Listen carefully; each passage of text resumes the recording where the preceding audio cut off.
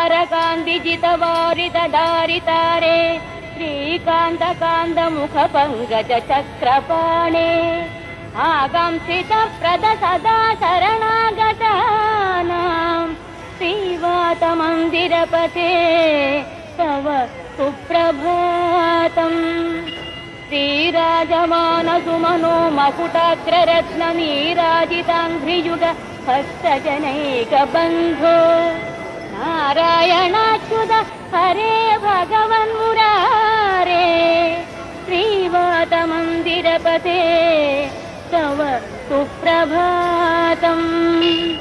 भूलोकवासि जनपुण्यफलेन नृणामालोकनाय गुरुवायुपुरेऽभिरामे त्रैलोक्यनायक विभो त्वमिहाविरासिः श्रीवातमन्दिरपते।